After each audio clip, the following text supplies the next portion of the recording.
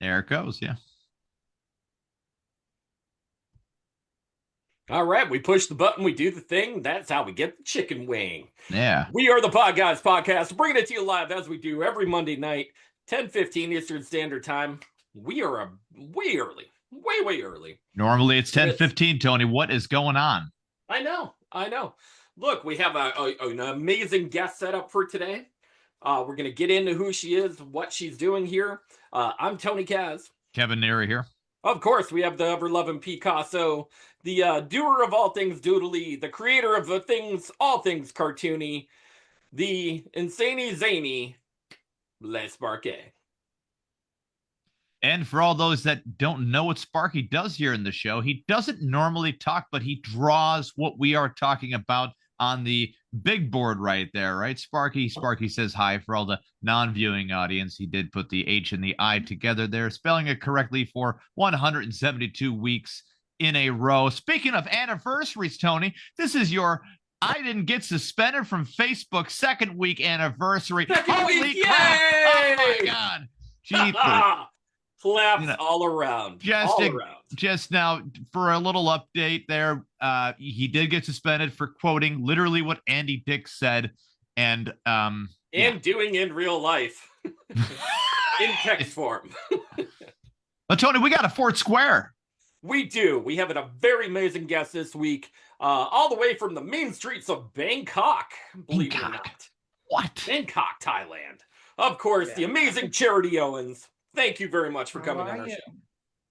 Thank you for having me. Now, Charity, give us a little background of who you are, why you're here. I'm sure you have some amazing stories to tell, but enrich our listeners and watchers.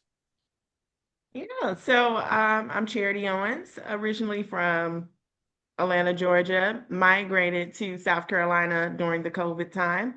I'm a real estate broker for Georgia and South Carolina. I'm a franchisee. I own a home health care franchise with over 100 plus employees.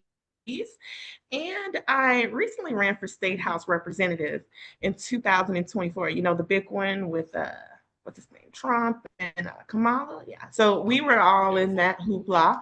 So once I lost in South Carolina, I decided to just abandon America and just move to Bangkok, just start over, right? One of those midlife crisis things where I think it's going pretty well, So that's where I'm at right now. Now, first things first. You're in Bangkok, Thailand right now. The atmosphere, the living arrangements, everything that involves moving from the United States over to Thailand. How was that for you? Well, it's pretty fluid. I often traveled the world, been to so many countries that I could even name, maybe 20 countries at this point. And so never stepped foot in Bangkok before I decided to move. It was one of those leaps of faith type of things. We decided to fly through, we actually took a trip from South Carolina to California, whole road trip, and took us about 2 weeks, jumped on the plane, got to Bangkok, and I lived in an Airbnb, several different Airbnbs for about 2 months, right? Just trying to find my way, figure out which area was the best area to move in. And then we had to go through the whole move-in process. So right now, we have our condo. We're in a condo right above the Bangkok River, right? It's a wonderful location. And we're currently building our team here. We have about 7 employees in Bangkok, and we're looking to grow to have one of the biggest healthcare communities in the world is our ultimate goal. Now, number one. Oh, I'm sorry. Number one, what's the name of your company? Walker Investment Financial Services. But like I said, we're doing business as Walker Realty. We're doing business as Comfort Care of Hilton Head, which has over 400 locations throughout America. It's a pretty big franchise, one of the top franchises. And so, we're growing internally and externally. Internal of America and outside of America, if you get what I'm saying. There you go. More importantly, I mean, you seem organized, and you would have to be. I see here that you have 6 kids. Yeah. Oh my God, 6 kids! That's a handful. Where did you find the time to do anything? Well, it's a little bit of neglect, a little bit of Got to do that. Yep. you know, So what you do, you send 6 of them on different airplanes and be like, see yous, pull a Home Alone 5, well, yeah, we have a pretty good internal network, right? An ecosystem. I have a nanny, I have a cook, I have a cleaner, right? And so we're doing what we can, and all I can do now you've is really just made be it though alone. when you've really made it though when you got a butcher, baker, candlestick maker. That's the 3 you're missing right That's there true. from the That's true. from the deck of cards of occupational helpers around. At 6 kids, that is amazing. How are they doing? I mean, what are they up to? What are the kids doing? How are you influencing the kids in the future of Bangkok? Are they going to live in America? What's going on? How does that work? We're down here doing Muay Thai fighting. So Nice, my kids nice. have entered the professional ring of Muay Thai. Muay Thai. Yeah, Very cool. we're out here kicking people's in the heads. And so, I'm encouraging them to follow their dreams and what makes them happy as I am doing, right? That's like And a so Brooklyn guy talking about his tie. That's Muay Thai. It's like, no, sir, you're a horrible person. Go ahead. I'm sorry. yeah, but it's fun though. It's a really brutal sport for sure. And I get scared every time my son goes in the ring, but that's what he wants to do, and that's what I encourage him to do. We've been on live TV. We're having our fun. That's a lot of cool stuff. It's any martial arts, any fighting, you have to have not only the right upbringing with yourself and your husband, you have to have the right upbringing because it takes a certain type of temperament and to be able to do that kind of work. I've never gotten into it. My dad used to have us kids box in the backyard, and now that's called child abuse today. I guess that's called child abuse. But you said you were doing home health care. So a lot of people's takes on home health care is that it should be strictly taken care of by the government 100%. But why would you feel, with your personal experience right now, why home health care in the private sector is probably better off and keeping the government out of it might be a better idea? Well, I think I agree with the first group. The government should take care of the elderly. We're paying our taxes, Social Security. Once home health care is really expensive, It is, yeah. People are paying Of course. $40 an hour to have someone come out to take care of their parents at home, opposed to putting their loved ones into a long-term care facility where they will likely die within the first year. 30% of people that goes to those long-term care facility nursing homes, they die. They die within the first year. That's why I dress my. It's really sad. Well, Charity. That's why I dress my grandmother up like the Grim Reaper, so that when he comes, he gets really confused. That's. He's just like, "Hey, buddy, how you doing? Hey, what's going on? Oh, okay, next door. Next door we go. All right, you're already here. Being that take it like the Santa Claus theory. There's got to be more than one. The efficiency, the care, the special attention, the detail is what I was really getting into, besides the actual money, because the government can print as much money as they like. We back up that money with bombs, so we're not running out of any of them, and extreme care can be used. But where extreme care is, I've seen a lot of complacency and extreme comfort from employees, where employees in the private sector, normally they have just the opposite problem, where they can be fired for almost no reason in at-will states, which kind of sucks in a crazy lopsided way, where it's really tough to find a particular kind of balance. Now, you are a franchise owner, so you oversee a lot of it. $40 an hour for nurses. Everyone wants a raise. Prescription drug costs going up because these prescription drug companies, they are money sniffers. You know, if they see a cost of living adjustment, if they see a cost of living adjustment given to one senior, well, guess what? Your life-saving pills just went up. By the way, we might have also been responsible for your high blood pressure and your heart medication anyways by continuously commercializing unhealthy food with preservatives. Sparky's got something there in the big board. Let's flip it over and calm it down a little bit, Sparky. What's going on? The kid's practicing Muay Thai on the cook. My PB&J is bad and you are not getting paid. Sorry, Mr. Diggs. Wait a second. Is that a Stefan Diggs choking his own chef? Now, people wouldn't have cared about this so much, Tony, if it was like a big fat chef. Turned out to be a woman. And what the hell, Stefan Diggs? Yeah. I thought he was going to get suspended. Here, I see him playing football. I'm like, whoa, what are you doing? I thought he was going to get a game suspension. Obviously, he didn't. Charity, football fan or no? No.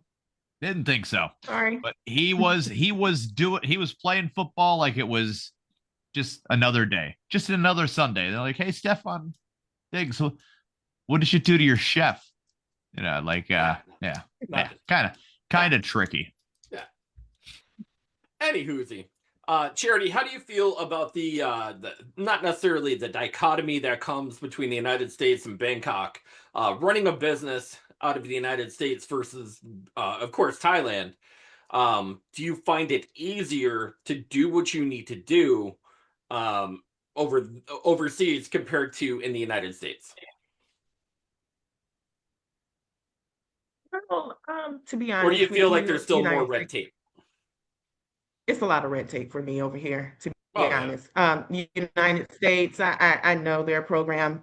You know, I'm a native veteran, and so it's easy for me to get what I need in the United States, opposed to Bangkok. We're still trying to talk to the embassy about visas and things of that sort. And so we're just trying to do it the right way. We're not trying to get locked up for 99 years for of course hiring the wrong type of no, I know the people money or, difference doing the wrong things, and it's really oh yeah, and so that's a huge benefit. You know, we're taking $1 in the United States currency and converting it over to Thai baht, which is 30 Thai baht, right? 30, so yeah. We're living the vida loca over here, having a good time. It's a 1 to 30 ratio. Right now in the Philippines, it's a 1 to 60 ratio. So your money goes quicker and further over there. It's easier to expand. It's such a smart idea on paper and when you put it into action. Have you seen any negatives where you're like, oh, well, I didn't think that was going to be a thing, but here we are? Do you have any examples of that at all?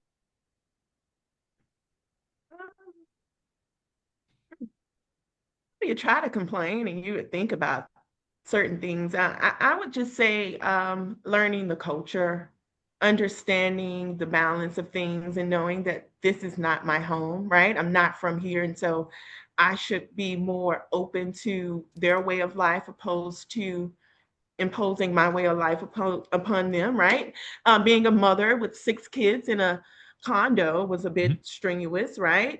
We had the police walk into our home 2 or 3 times throughout that period, just walk in without knocking, telling us that we need to keep the noise down, right? Oh, yay! Right? Yeah.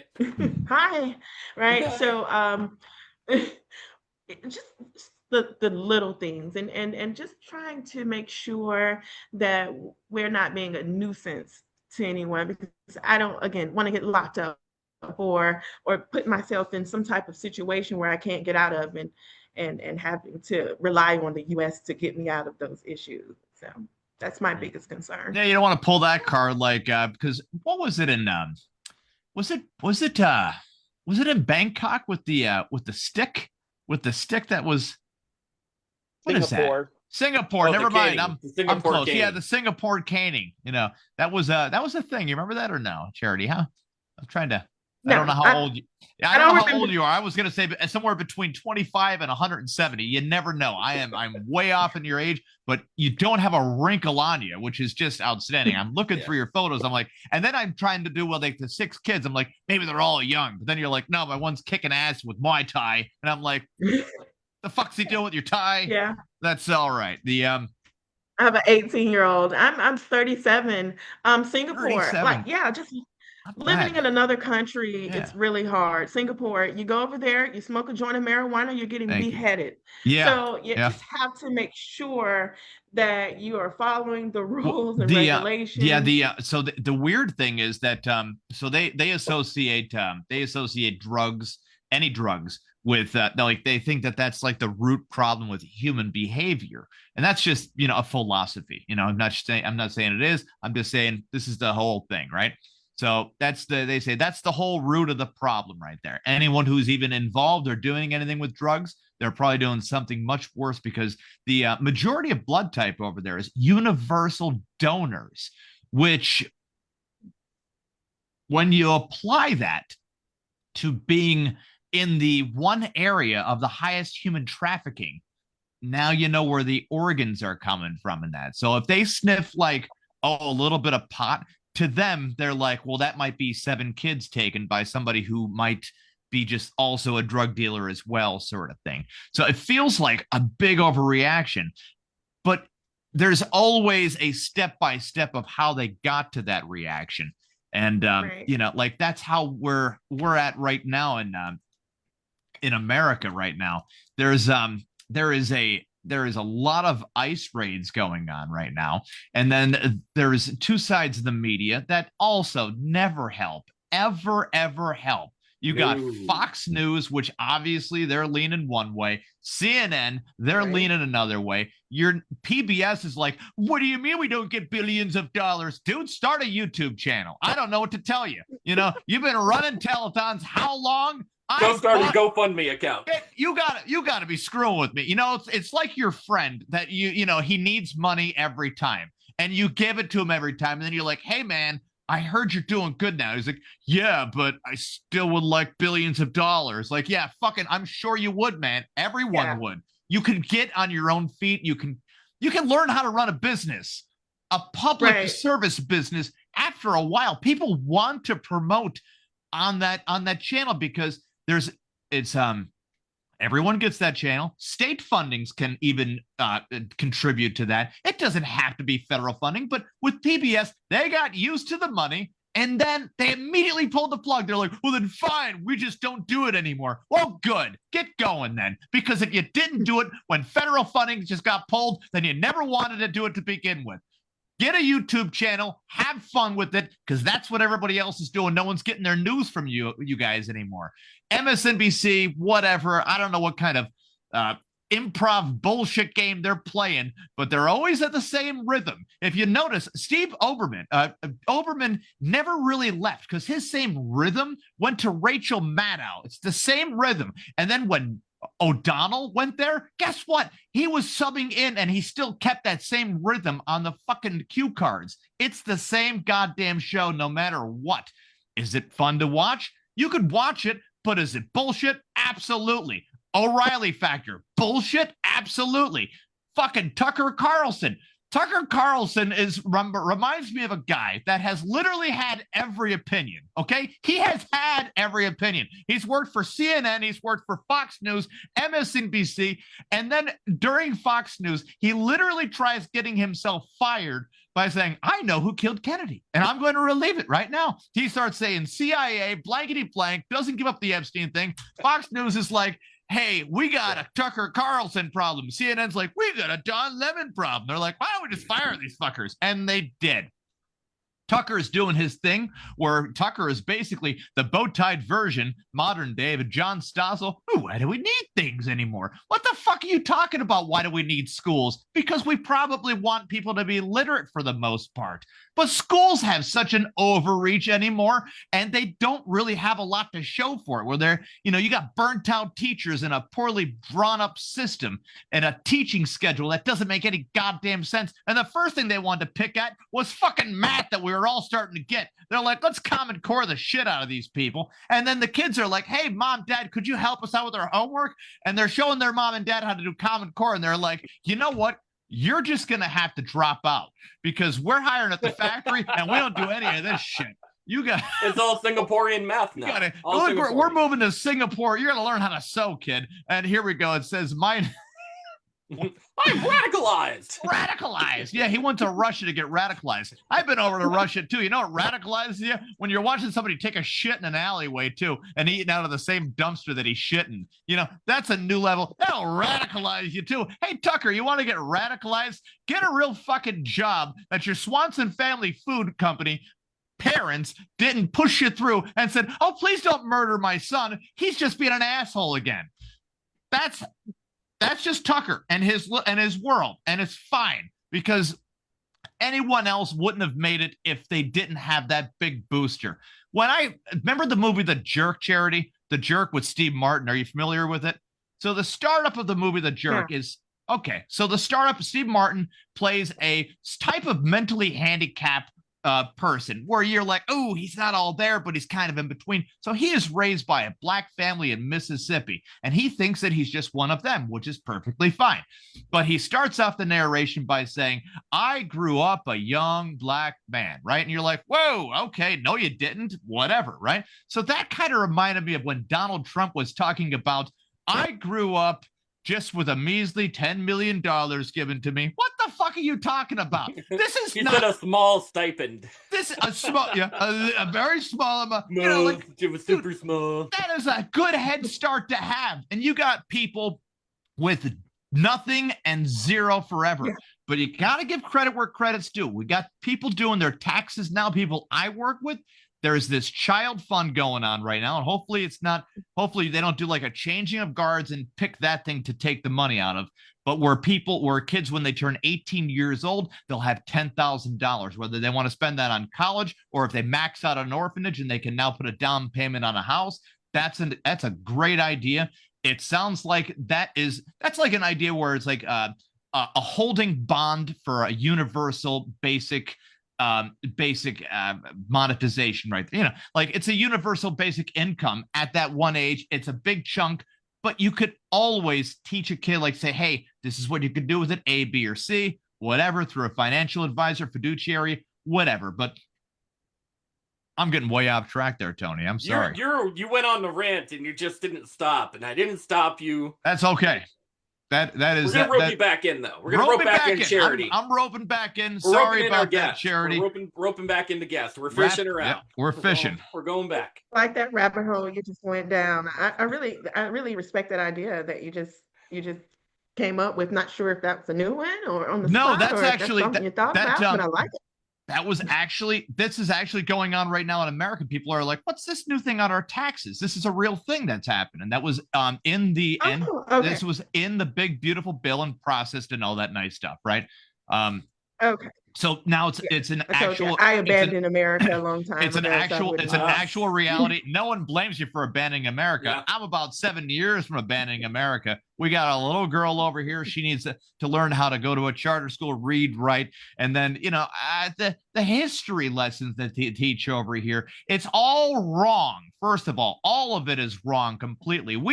You remember singing, I remember singing in school about Columbus discovering America in 1492, hollering about a guy that has 3 boats, wanting to find spices. That's when you know it's bullshit. When you're like, hey, man, what are you doing with those fucking 3 boats? And he's like, salt and pepper. What the fuck are you talking about? There is no way you're just getting salt, pepper, paprika with By boats. the way, Nobody does that with boats, Tony. Kevin, what do we talk about this afternoon? We said the Spanish Inquisition. The Spanish Spain in general. Yeah. Listen, I got some bullshit from somebody. Listen, Charity, I got some bullshit from somebody. And by the way, I'm right. I'm throwing it right out there before anybody has any judgment. I'm right, and I'm 1/3 Tuscaroran, which is a tribe that was here in America. Okay, so I'm tired of this notation that this is stolen land.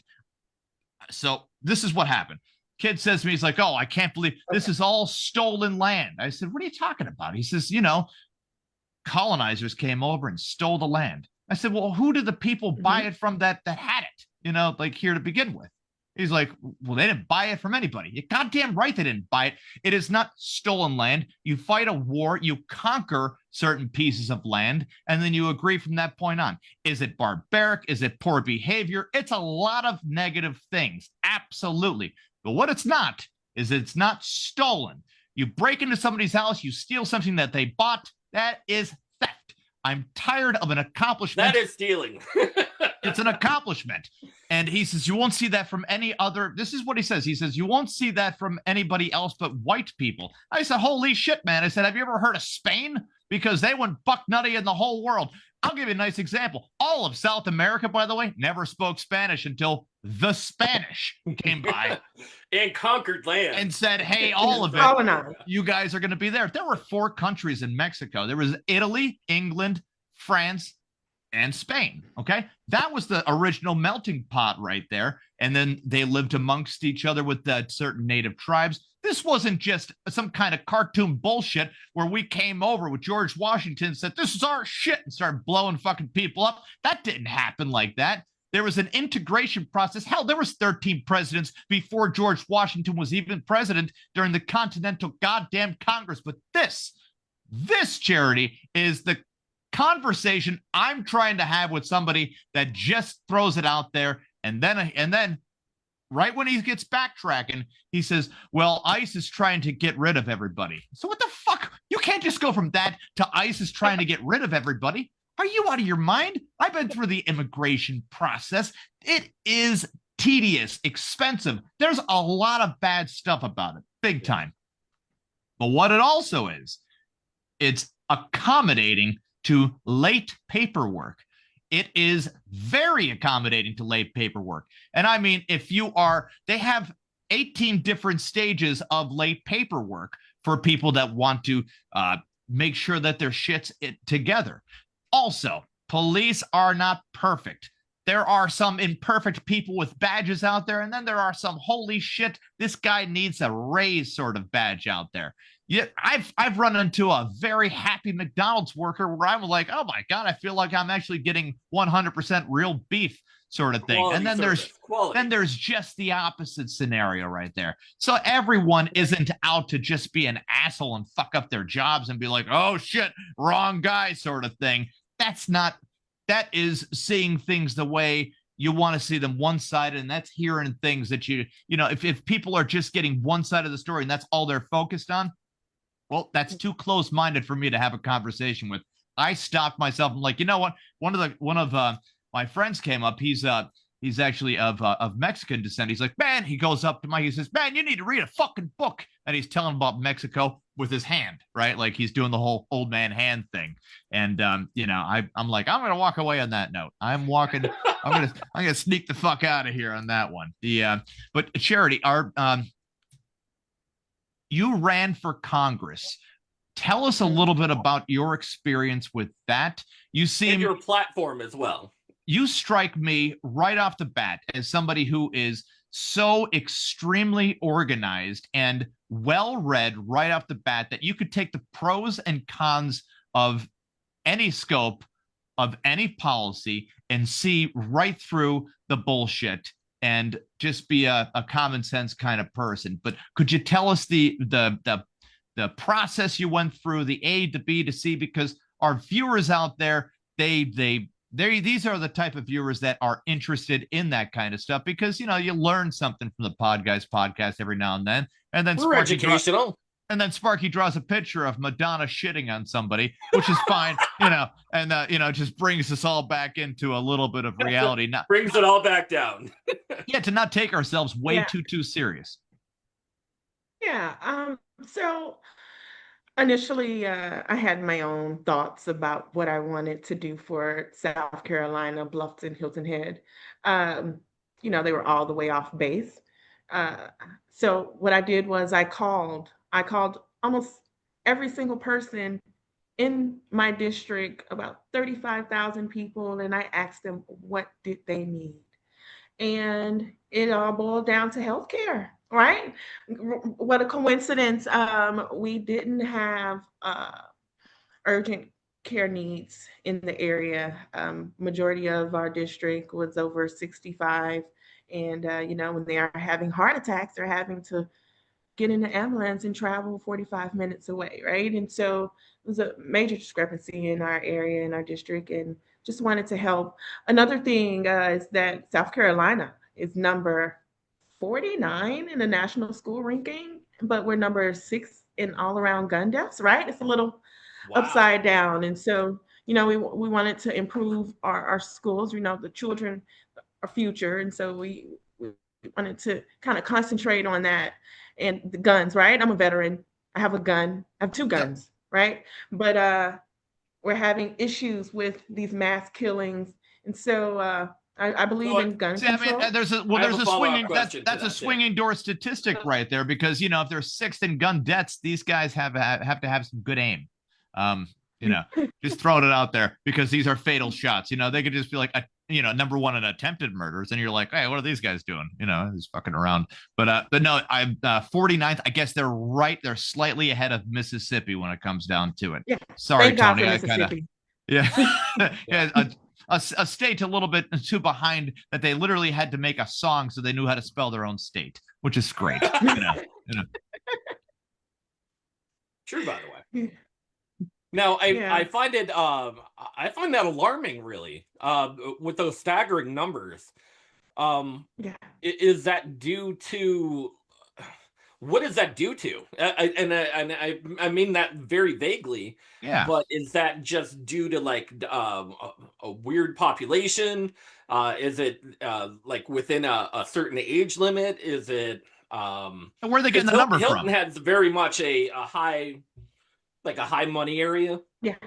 As far as South Carolina is concerned, but yeah.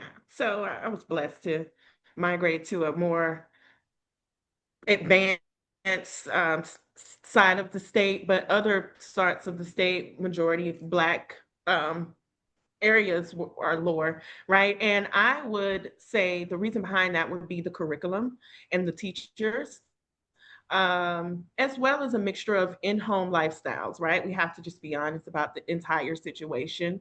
Lower funding, teachers are being paid less, and the classrooms are overcrowded. And so with that mixture of I don't give a fuck included into all of that, we have some pretty illiterate kids, for the lack of better words. We have children that are not up to par, and we have parents who are not enforcing better leadership in regards to those numbers. It doesn't sound like a fantastic job either. If you are a great teacher, you have 9 or 10 job applications in front of you, right? And you're like, oh, I could either teach in Hawaii, Texas, California, and South Carolina. You're like, why would I want to go there? Sort of thing.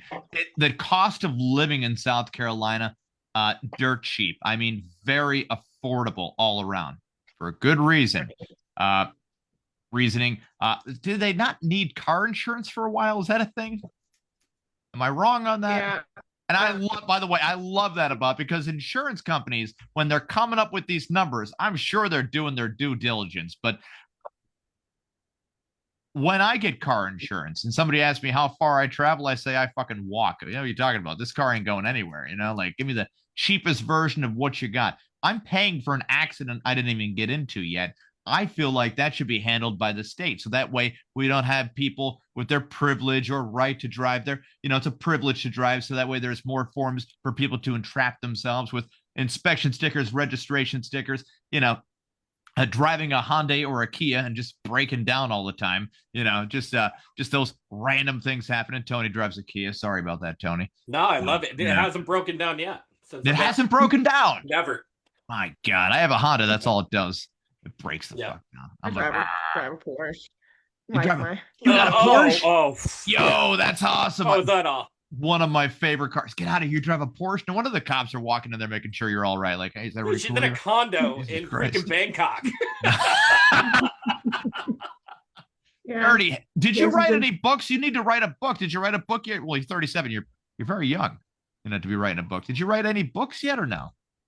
Yeah, working on some books. So I wrote a book about me meditating for 31 days. Wrote poetry books. Haven't published them yet. Looking for a publishing company. Want to edit a little bit more. It's not my main goal. My main objective, it's like a little hobby, right? For the book God, thing. what a My hobby main to have. objective is Little side thing. right? But my main objective is to make sure that elderly and the disabled are taken care of when they can't take care of themselves, right?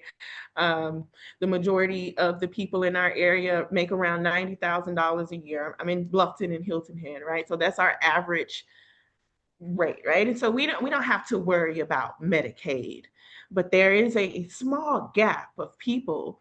The people who own the land originally, they're not making as much money, and so they're 75, 80, 90 years old, and so their houses are going into They all have to sell foreclosure. moonshine for extra money. Yeah. There's kids so are Charity, to your point, I always I guess the idea is corporations have a longer lifespan than any human. They don't they can keep going, playing past the torch, From person to person to person, of course. BlackRock has bought up so many properties in America where, if you wonder why your rent is raised, you have Realty as well. They've been raising rents, and then they wonder, hey, while we've been squeezing everybody for every dime that they have, and wages have stayed stagnant and college tuition's gone up, where are all these homeless coming from? And the worst thing I've ever heard, the dumbest thing I've ever heard before, is somebody saying, people like to be homeless. It's a mental illness. Get fucked. You know, it's a mental illness. You know, it gets you mentally ill when you work 7 days a week, 80 hours a week, and you can't fucking sleep. Then you turn so goddamn spoiled in the brain where you're like, you know what I'll do? I'll just live in a fucking tent. Fuck all this. I'll do the 2 jobs, 3 jobs, and I'll live in a tent by the goddamn river. Here's a really good example Right. of that. And there was a gentleman who was on TV, and he actually lives in one of the sewer systems in the bottom of Las Vegas. Yeah. Now, I don't know if you've ever seen these people, but there is an indigent group of people, probably ranging in about 100, believe it or not. Yeah, that no, you're live right. in the sewer system below Las Vegas. I think they had a name for them way back in the day. They were called the Moors.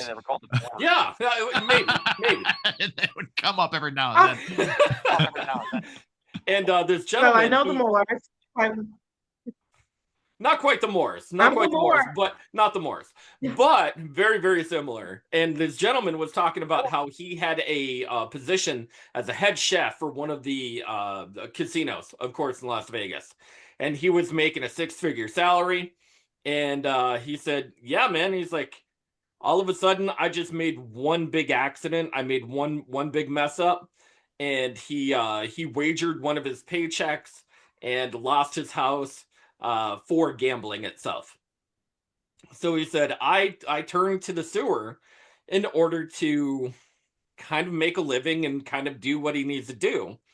And now this guy's sucking out dirt from in front of gold pawn shops, Yeah. and in front of like these casinos, so that he can pan out the gold shavings and diamonds and rubies and stuff that he would find in the sidewalks in order to make money to eat. World needs dirt suckers too, Tony. Sparky, flip that around. I'm just saying that there are people out there like that. But Sparky has somebody on the board. Back in 1817, I missed a butt. Hit him in the hippie. Hey, wait, can we be Mississippi? Great state Miss name. a hippie. Miss a hippie. Okay, Miss a Yeah. hippie. Okay. Yeah, Miss a All right. hippie. Oof. Wonderful play on words with the handwriting. I got a little tripped up there. That's I want to good get stuff back there, into Sparky. Charity's stance and for her politics in general, because we Absolutely. had talked about some great stuff even beforehand. Yeah. How do you feel about term limits for the government itself, Charity?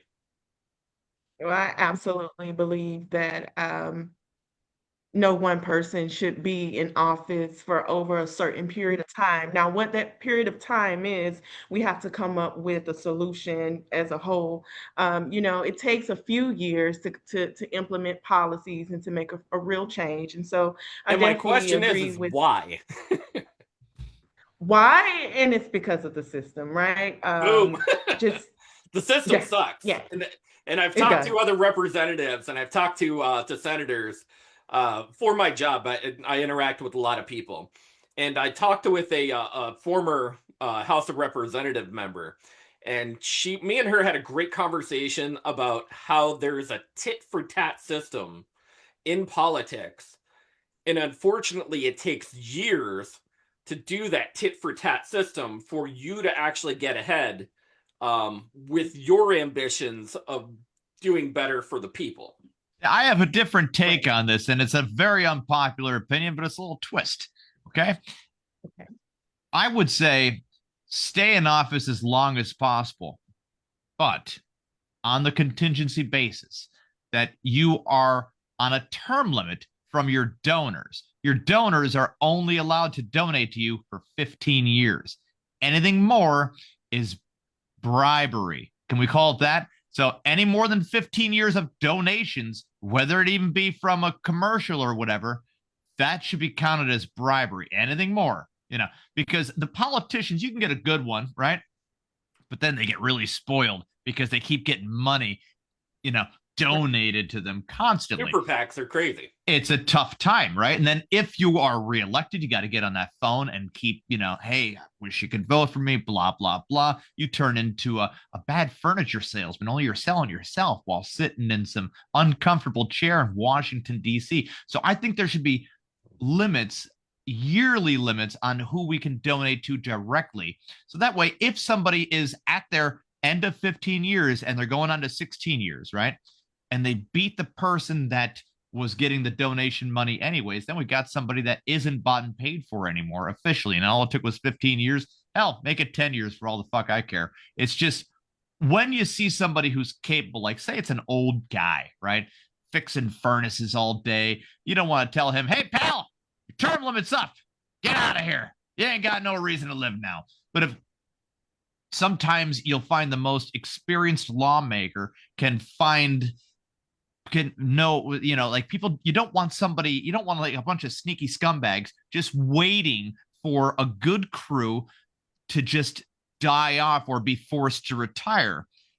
And then they get to do their scumbag bullshit, Yeah, ever so articulately, their scumbag bullshit, right? I think that's legal jargon for fuck around time. But anyways, and then there's a lot of wiggle room in between, Kevin. I mean, but even the fact that like you may receive a phone call one day from, let's say, Tom Williams, and he's like, hey, you should probably move yourself to New York because the congressional seat of 116 or whatever 128 is opening up, and you should move your family to that area in order to get that congressional seat. Oh yeah, people are stuck in areas, and these Republicans and Democrats, the both party systems, they are looking at these areas nothing more than a demographic sort of thing, and to just push and to put a candidate out there that by many polls looks appealing and will say the things that need to be said.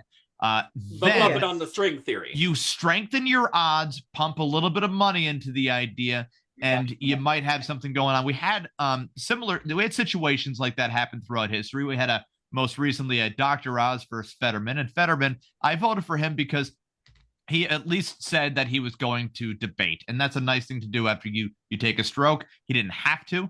Hell, by the end of it, they're like, Mr. Fetterman, what would you do about fracking? And he's like, bananas. And you're like, whoa, fuck, man, this guy ain't ready for nothing. Holy shit, something's a little off. Hell, his closing speech was, I'm the candidate that is for people that got knocked down and then got back up again. I'm like, motherfucker, are you quoting Chumbawamba? What the hell is going on here? Get knocked down and they got back up again. Dr. Oz gave him that look where he's like, oh shit, you have brain damage, sir. I'm a doctor. You shouldn't be here. Anyways, this is going to turn into a hour and a half Dr. Oz commercial. Strap yourself in. It's going to be a good time. And everybody's like, whoa, Dr. Oz sounds very reasonable. which he didn't pick. He didn't. Oh, Chuck Grassley, 44, 40, 32. There's the scoreboard.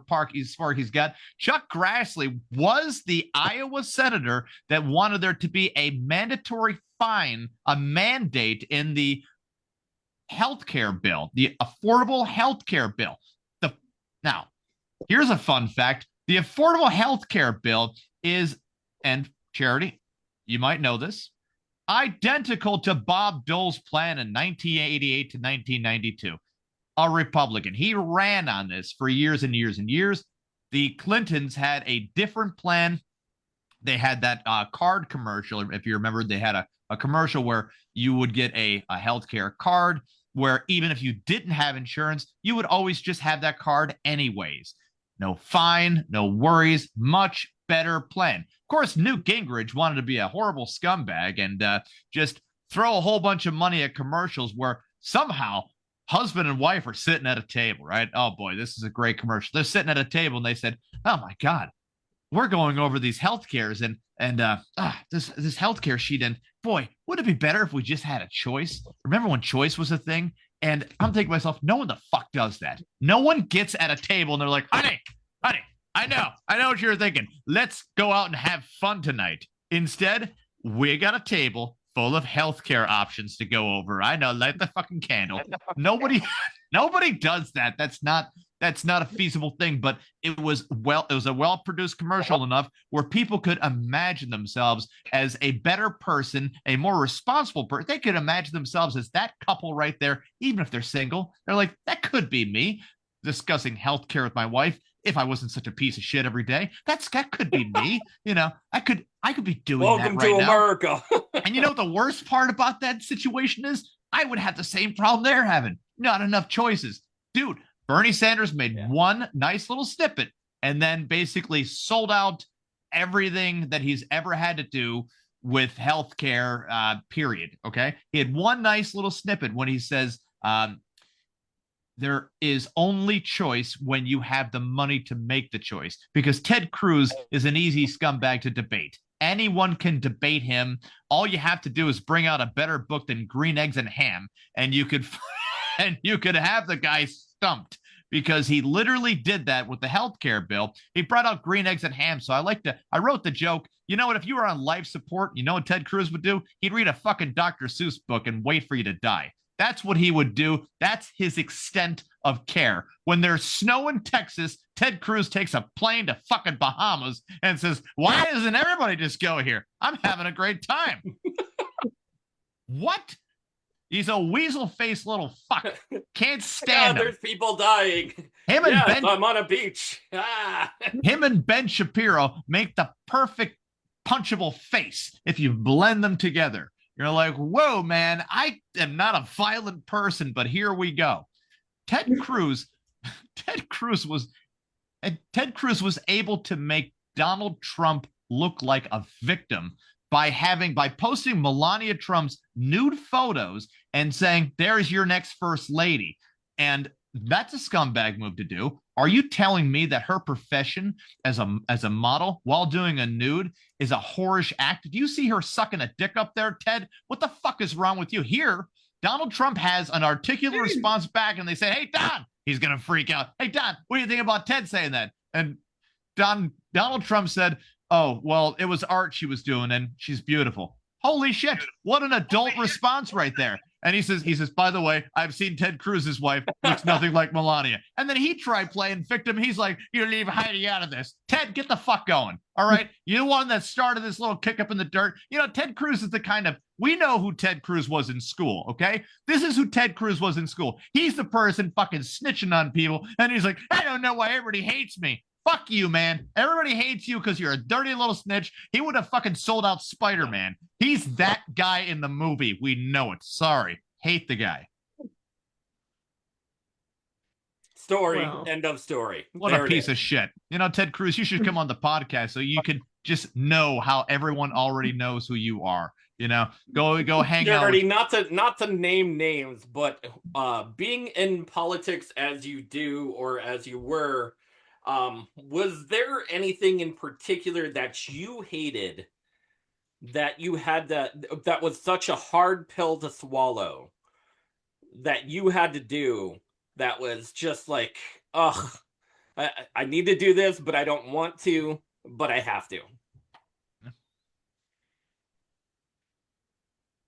Keeping my mouth closed about certain things that I knew just wasn't right. It just didn't sit well with my spirit. But the team that I had surrounding me, right, they just advised against it. And, you know, my whole objective at the time was to win. And so I took their opinions as golden. And I really regret that I didn't step out on faith and speak up to what I knew was, because that's the issue. That's where our problems come in when it comes to politics in general.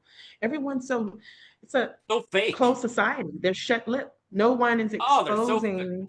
Everybody's so fake in politics in general. Yeah. And I feel like the people who speak up and the people who are more prolific on what they say always tend to be the martyr of rebellion. So you know, if you're speaking up for yourself, oh well, that person's crazy. They're just, you know, they're talking nonsense. But if you got the receipts to back it up, fucking go for it. Go for it. That and well, Tony, that and if you say anything just hinting towards something like Charity, you're a Democrat, you have 6 kids though, right? If somebody asks you about abortion, you could say something like, I respect, you know, anybody's right to make a choice, which is whatever. But I have 6 kids, so I chose 6 times life. And I think that speaks volumes on myself. They're going to say, wow, what the fuck are you talking about? Be pro-life already then, right? That's what they're going to say. That's what they're going to click in their head. They're all going to go down that rabbit hole. But the more responsible idea, I'm pro-choice, all right? Because I am not in anybody's business. They have their own reasons for whatever, and there are parts of people's worlds that society has said and deemed that that's a thing then, right? But you have you could say something like, Charity, you could say something like, I don't believe that that trans athletes should be in the same sport. And then you have somebody just exacerbate that and say, oh, so you're anti-gay. No, that doesn't mean that. That doesn't mean that at all. That means you are a fair-minded person. You want competition levels to be out there. Eventually, if there are enough people who decide that they're trans and athletes, well, go ahead, make your own league and have fun with that and do it. But there's a biological advantage from a man playing tennis compared to a woman playing tennis. Women's tennis I can watch, and men's tennis I could say men's tennis I could say there's no fucking way someone can hit that ball. This is unwatchable. I don't know. But to point that out, they say, well, then you're a hateful person. And that's not being a hateful person. That is just looking at something. Rationalization is what it is. That is putting yourself in the shoes of a sports athlete parent watching you train your kids up just for them to get silver to somebody who is 6'7" and decided they wanted to be in the competition that day as well. And you're like, whoa, man. This is throwing out some red flags for people, and and the people who should be saying, you know what, you're right. They said, hey, hold on, you're anti. Gender is fluid. They're pointing the finger right back at you because just like a corporation, they felt like they were not just missing money. They felt like they were guaranteed votes. Okay, that's the feeling after you already click some certain areas. They felt like they were guaranteed votes, or we'll call it money. And then they said, you know what? I wonder if we could have a whole new demographic to also represent and make sure we get that vote guaranteed as well. And getting that vote guaranteed as well while taking on some non-common sense areas alienated another part of the base big time, where people that are Democrats were just like, why is the person who is speaking for the unions at the Republican fucking convention? Why is he there? And Kamala Harris, I guess she said to him, oh, well, get on board. You better get on board or whatever the hell. By the way, yeah, bad idea bad idea, big time, to just say, okay, Kamala, get in there. You got to primary people. It felt like it felt a lot rushed, big time. It's tough to gauge on that whole idea. They had camouflage hats with Tim Walz, Kamala Harris, and it was a big marketing thing, big marketing spoof to one degree. Demographic polls all around. They're like, well, Tim Walz is a veteran. He kind of looks like Bernie Sanders, but not Jewish. And get him in there. And Kamala, Kamala will get the women like Hillary, and she's kind of like an Obama too. So there you go. Maybe she's black now. It's like, well, she's not black. Yeah. No one's gonna find that out. What the fuck are you talking about? She worked at McDonald's. God damn it! Don't tell Donald Trump that. He loves that restaurant for some odd reason. He will go there and work there. And just like your old uncle, he will get his tiny hands dirty there. It felt like a stupid uncle saying, like, hey, could I believe it? You don't take your fucking fries and you don't put them in your hands and throw them in a box. Isn't that crazy? They got to do it for this thing. And you're like, oh, isn't that amazing? He's working a job. That's so it's a fun thing to watch instead of, somebody just saying like, well, he's a fucking idiot for working. And it's like, oh, come on. Come on, he's working at McDonald's. How harmful can it possibly be? Sparky, flip that big board around. Yeah, I got fired after 3 days. I believe that McDonald's is extremely, extremely hard to work at. It is a very tough job. It's a really hard job. I didn't make it. Sparky, by the way, says being on this show, Charity, Podguyz Podcast at 9 p.m. No, why me? Why? Yeah, in regards to politics, it's an agenda. It's an agenda. The only thing is that in 2024, the Republicans had a better agenda. They did it better. They had it all, right? And it worked. It worked really good.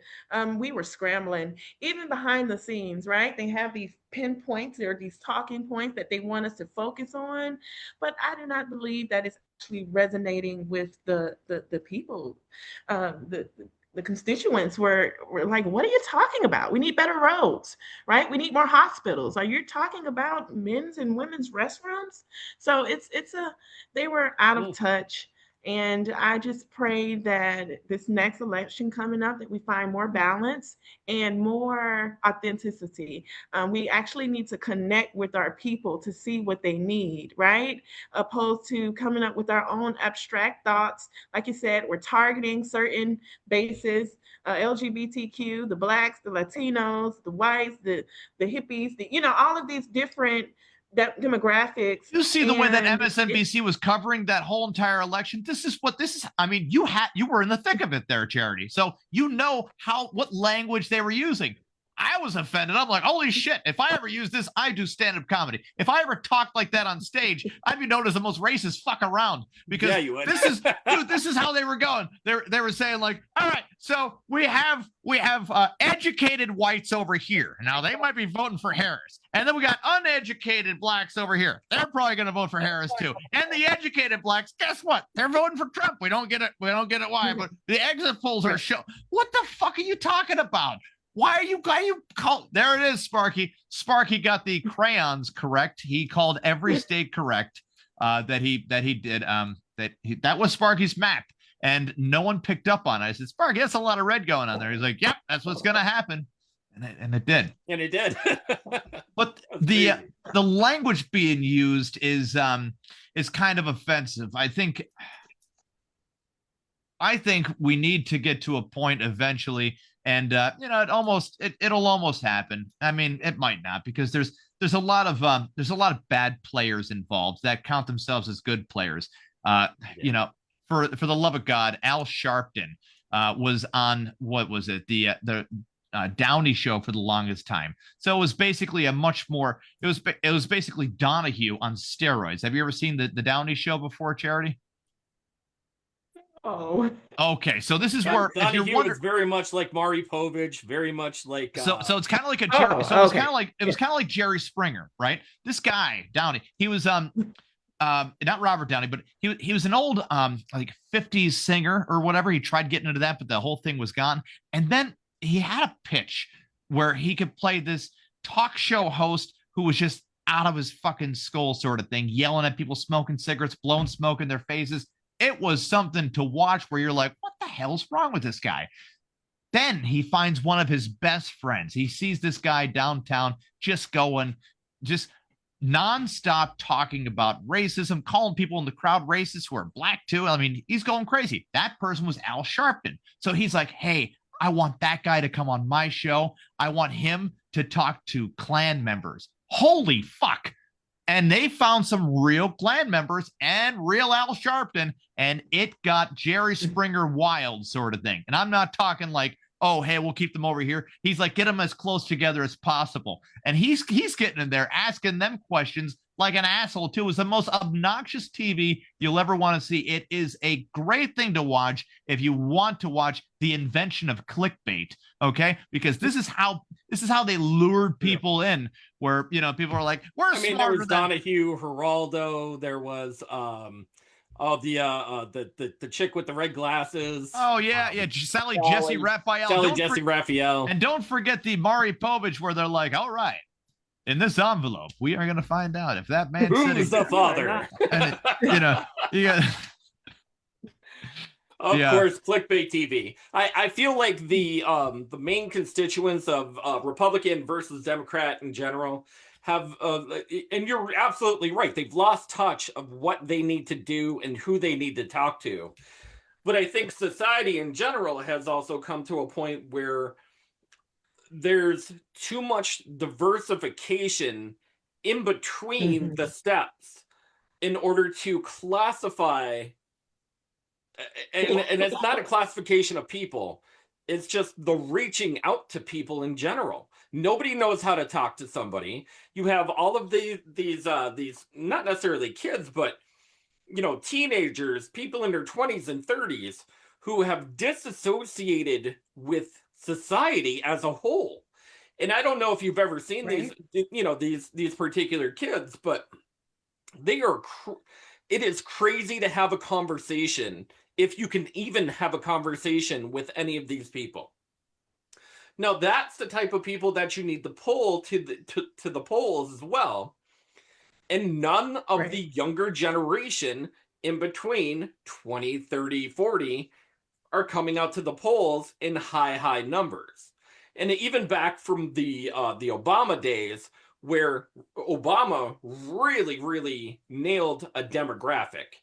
Now, he nailed the demographic where he would go out to colleges, he would go out to high schools, he would go out to certain areas, and he would pull that particular generation to come to the polls and vote accordingly. But you've never seen that after that. Anything after Obama has always been a generalized, hey, we should probably get the white classification, the black classification, the Hispanic classification. Well, if you're looking at it like a political roster setup, okay, the Democrats had a better roster at that point. Hell, you had John Edwards having an affair on his wife with the person that was cutting his hair, and they were like, "Do you want to run again?" Because, you know, he was that charming of a guy. You had Hillary Clinton, right? She was running. Right. You had you had O'Malley from Baltimore, which he was a pull string doll saying fucking 3 different phrases. And then you had Barack Obama, up and coming, young, ready to roll, doing his thing, right? And on the other half, what would you have? John McCain? What are we doing here? You're doing John McCain? And then when John McCain had the chance to lock it up, and I mean, this was the vice presidential candidate you need to get a little right. And this is the one that you pick of John McCain. You pick Tim Pawlenty from Minnesota, and you lock that shit up, right? You secure some votes. You secure Wisconsin. You secure maybe Ohio guaranteed or whatever. You get somebody like that. But instead, he picked Sarah Palin. God bless her heart, okay? She is, have you ever seen her on reality show? She is an outstanding mother. I didn't like her as a candidate, right? I'm like watching her as a candidate. I'm like, who the fuck vetted this? What the hell is she saying? I went to the Avoca Airport, Charity, okay? I went to the Avoca Airport. She was there, and she's waving, and I screamed, "Hey, Sarah, can you see Moscow from here?" Because we have Moscow, Pennsylvania right up the road, right? It's right up the road. So she screams back. She says, Moscow's not in Pennsylvania. Right. So then you have the crowd. You have the local crowd yelling at her. Oh no, you go up 115. It's right there. You go up 115 about 5. People shouting directions at her, and she's like, what? Yeah, you'll see that from your private plane. She's like, okay, we gotta beat them. Going on like that. Yeah. John McCain's biggest enemy was himself at the end of the day, and Mitt Romney's biggest enemy was having identical policies as Barack Obama, because they're basically both center right. He has the same healthcare system that he agreed with before with Bob Dole. His father agreed with Bob Dole's healthcare system. Barack Obama in Kansas learned about it from a whole Bob Dole candidate sort of thing. So it's not too far from the tree where these guys are practically the same person, politically speaking, and then it turns into a race and religion thing. Oh, do you want the white Mormon or the guy who just killed Osama bin Laden? And you're like, whoa, what did he do? Oh yeah. He said, fuck everybody, and we're gonna kill him. Like that sounds like suspicious timing. Oh, it is, but he did it. It's we've right now, right now we're dealing with this contrast that you have to have a contrast, right? An extreme right, extreme left. And so that's why we're concentrating on men's and women's bathrooms and abortion rights and all of these things, right? Opposed to things that are actually concerning to the general public. That's why it's so vague, because they're having to stick to these talking points, such as abortion rights, right? Instead of focusing on healthcare and saying that abortion can be strictly for women who may have some type of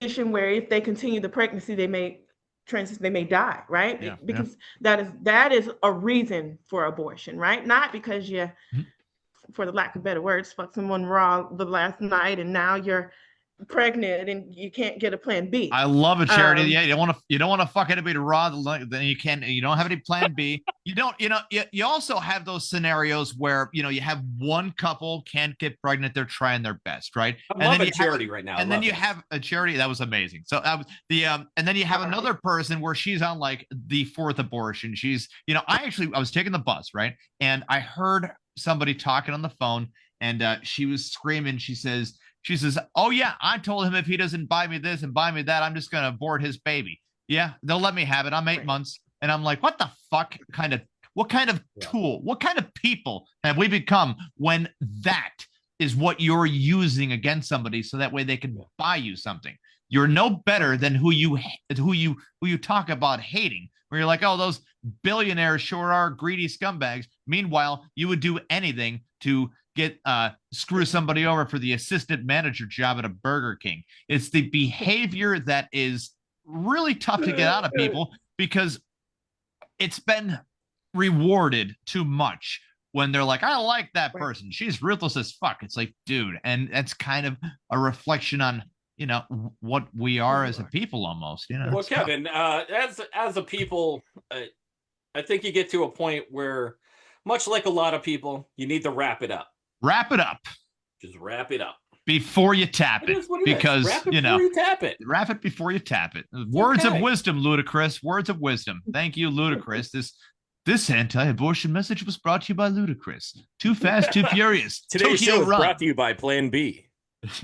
Today's shows, not Paul Walker, but you have Walker and Associates, right? That's Walker. What was that again? Investments. Walker. Okay, yeah, not Paul Walker Investments. Walker Investments. Yeah, yes. Yeah, and it's always a good choice. You want to have with a name like Charity, though, real estate, author, Muay Thai kickboxer. That's got to be a tough fundraiser right there. Charity, you're already. Yeah, I mean, they're like, I already gave to Charity. No, she's a person. Business owner. I mean, Charity, what do you not do is the biggest question to end our show. what is it that is on your agenda next? What's on my agenda next? Currently, we are opening our first group home, which will house the homeless, as we spoke about earlier. That's really awesome.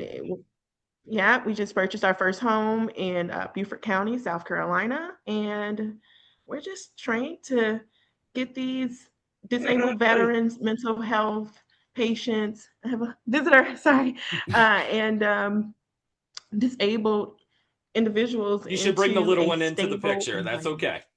I see him right behind you. He's hiding. Yeah, so that's our goal, is to house the homeless in South Carolina and expand. That's amazing. That's amazing. And you're doing it from half a continent, or not a continent, half a world away. Yeah. Yeah. That's We crazy. currently have people working in California, South Carolina, Georgia, the Philippines, and not Beaufort County, in Beaufort County, but also Bangkok as well. And so That's amazing. we're just expanding day by day. I love it. Love it. If you had to bring one particular set of advice to somebody, what would your advice be? I know it's a tough question. One foot in front of the other. Take it day by day. Take that, feetless people. Take that. Yeah, you feetless. Only share your vision with people that can help you. That's Take that, Ray Charles. No vision. Yeah. No footless blind people. Yeah, get out of here with that. Yeah. We don't need you. Get out of this town. We're gonna have, Sheriff from Rambo pick you up. Drive you. Yeah, we have homes for you in South Carolina, though. Brian Donaghy, that, by the way.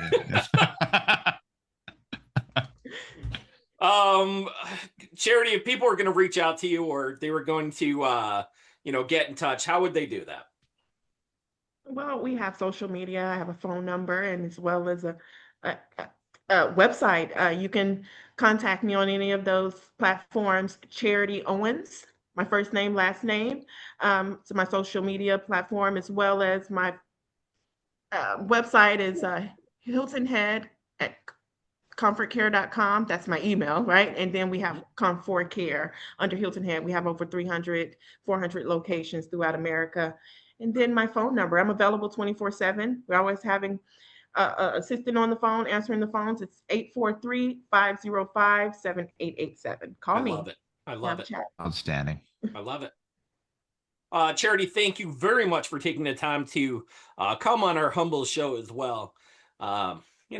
We loved it. We loved having you on. Tony, Kevin, Sparky, I love the photos. I appreciate you guys. Thank you for having me. And I look to see what we do. Perfect. Awesome. Thank you very much. And guys, we are the Podguyz Podcast. Sparky, where can you happen to find us? You can find us on every single major streaming platform, including iHeart, Spotify, Spreaker, Deezer, CastBox, Pocket Cast, GeoReel, Facebook Live Video for actually 2 weeks in a row now, YouTube, Google, Amazon, basically just about everywhere. Tony, which one did he forget? You can stream a podcast. We are there. TikTok. Of course. I am Podguyz. Kevin Neary. And the Le Picasso himself, the dreamer of dreams. Le Sparky. Le Sparky. Guys, we'll catch you next week. We have some great guests lined up for the next couple weeks. Every Monday night, 10:15 Eastern Standard Time. We'll catch you next week. Have a great night. Bye. Great night. Thank you.